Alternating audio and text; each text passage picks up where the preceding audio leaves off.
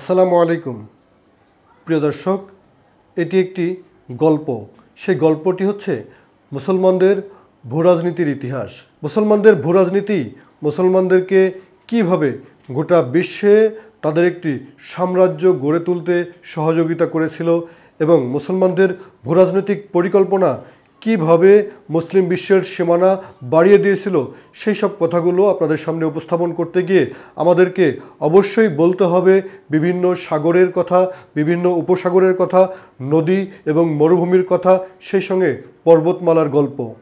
সুপ্রিয় দর্শক, যেভাবে বিভিন্ন নদীর তীরে গড়ে ওঠে এক একটি বাজার, এক একটি জনপদ, একটি সভ্যতা, ঠিক একইভাবে মুসলিম সভ্যতার গল্প যদি আপনাদের সামনে বলতে চাই, তাহলে মুসলিম নেতাদের এবং মুসলিম যোদ্ধাদের যে ভূরাজনৈতিক পরিকল্পনা এবং মানচিত্র অধ্যয়ন এবং মানচিত্র দেখে দেখে মুসলিম ভূখণ্ড ইউরোপ থেকে এশিয়া পর্যন্ত সর্বত্র ছড়িয়ে দেওয়ার যেই পরিকল্পনা ছিল, সেই কথাগুলো আপনাদেরকে প্রত্যেকটি স্তরে স্তরে উপস্থাপন করব।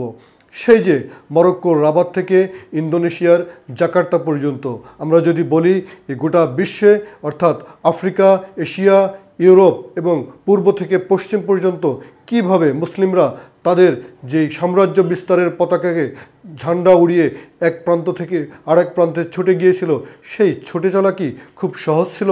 সেই ছুটে চলার পথে অনেক চড়াই উতরাই, পাহাড় পর্বত, নদী সমুদ্র সব কিছুকেই কাজে লাগাতে হয়েছিল এবং সেই সমস্ত সমুদ্র, নদী, পাহাড়, মরুভূমি সবসময় যে কেবল প্রতিবন্ধকতাই তৈরি করেছে বিষয়টি তেমন নয়। অনেক সময় সেগুলো অনেক বেশি কাজের এবং উপকার হয়েও দেখা দিয়েছে। সেই সাহারা মরুভূমি থেকে শুরু করে গোবি মরুভূমি পর্যন্ত, যেই সাহারার আশেপাশে আফ্রিকার মুসলিম রাষ্ট্রগুলো গড়ে উঠেছে, অথবা যেই গোবি মরুভূমির আশেপাশে মধ্য এশিয়ার সেই যে উজবেকিস্তান, কাজাখস্তান, তাজিকিস্তান এই সকল মুসলিম রাষ্ট্র গড়ে উঠেছে, অথবা যদি বলি তুরস্কের ইস্তাম্বুলের বসফরাস প্রণালী থেকে শুরু করে সেই সুদূর মালয়েশিয়ার মালাক্কা প্রণালী পর্যন্ত, এর মাঝে আরও যত প্রণালী রয়েছে, চাই হোক সেটি হরমুজ প্রণালী অথবা আমরা যদি বলি বাব আল মানদেব প্রণালী, সেই জিব্রাল্টার প্রণালী থেকে শুরু করে মালয়েশিয়ার মালাক্কা প্রণালী পর্যন্ত, কোন প্রণালীগুলো মুসলমানরা কিভাবে কাজে লাগিয়েছিল, অথবা যদি বলি সেই ভূমধ্য সাগর থেকে শুরু করে আমাদের ভারত মহাসাগর পর্যন্ত, অথবা যদি বলি আটলান্টিক মহাসাগরের তীর থেকে শুরু করে প্রশান্ত মহাসাগরের কূল পর্যন্ত কিভাবে মুসলমানরা তাদের সেই মানচিত্র পরিকল্পনা করে তাদের সাম্রাজ্য বিস্তার করেছিল, কিভাবে ওসমানীয় খেলাফত থেকে শুরু করে মোগল সাম্রাজ্য পর্যন্ত, আমাদের এই ভারতীয় উপমহাদেশ পর্যন্ত, সেই যে অ্যাটলাস পর্বতমালা থেকে শুরু করে ভারত মহাদেশে অবস্থিত বিশ্বের সর্বোচ্চ শৃঙ্গ যেই এভারেস্ট শৃঙ্গ, সেই পর্যন্ত কিভাবে মুসলমানরা সর্বত্রই ইসলামের পতাকাকে তারা ছড়িয়ে দিয়েছিল, সেই কথাগুলো জানতে আমাদেরকে এক একটি পর্বে এক একটি ভৌগোলিক বৈশিষ্ট্য নিয়ে কথা বলতে হবে। প্রিয় দর্শক, আপনারা অনেকে জানেন যে এশিয়ার গণ্ডি পেরিয়ে আফ্রিকা হয়ে ইসলাম পৌঁছে গিয়েছিল দক্ষিণ পশ্চিম ইউরোপের স্পেন পর্যন্ত। সেই স্পেনে মুসলিম সভ্যতা গড়ে উঠেছিল।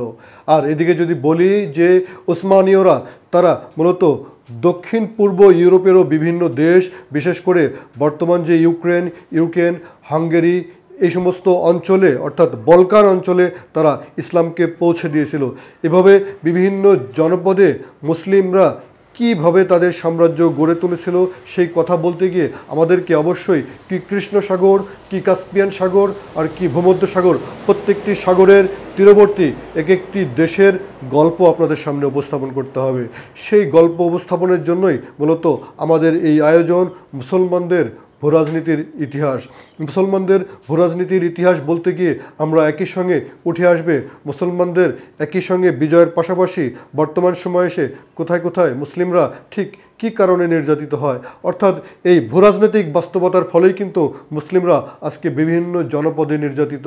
যদি বলি পূর্ব দিক থেকে আসি, সেই যে ফিলিপাইনের মিন্দানাও দ্বীপ থেকে শুরু করে, যদি বলি আমরা আমাদের পাশের দেশ যে রোহিঙ্গা, অর্থাৎ এখানে রোহিঙ্গাদের উপরে যে নির্যাতন হয়েছে, অথবা যদি বলি চীনের জিনজিয়াং প্রদেশে সেখানে উইঘুর মুসলিমদের উপরে যে নির্যাতন হচ্ছে, এই সব কিছুর পেছনেই রয়েছে ভূরাজনৈতিক অঙ্ক। এই ভূরাজনৈতিক অঙ্ক থেকেই আজকে মুসলমানদেরকে বিভিন্ন জায়গায় নির্যাতনের শিকার হতে হচ্ছে। এমনকি আমরা দেখছি যে আফ্রিকা থেকে শুরু করে মধ্য এশিয়া পর্যন্ত যেখানেই দ্বন্দ্ব লেগে আছে মুসলমানদের উপরে, যেখানেই যুদ্ধ চাপিয়ে দেওয়া হয়েছে, প্রত্যেকটি জায়গায় কিন্তু রয়েছে এই ভূরাজনৈতিক দ্বন্দ্ব।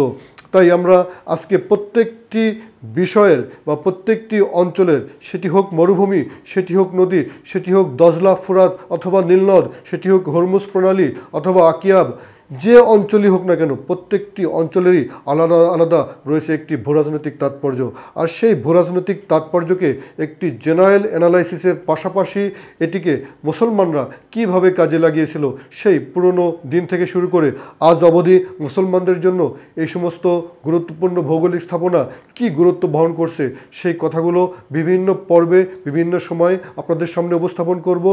সেই গল্পগুলো শোনার জন্য অবশ্যই আমাদের এই চ্যানেল সাবস্ক্রাইব করুন এবং আমাদের ফিডগুলো আপনারা অবশ্যই লক্ষ্য রাখবেন। এবং মুসলমানদের ভূরাজনীতি কেমন ছিল আর আজকে কেমন আছে, ভবিষ্যতে কেমন হওয়া উচিত, সেই বিশ্লেষণগুলো আপনাদের সামনে তুলে ধরব। সবাই ভালো থাকুন। অনুষ্ঠানটি দেখার জন্য ধন্যবাদ।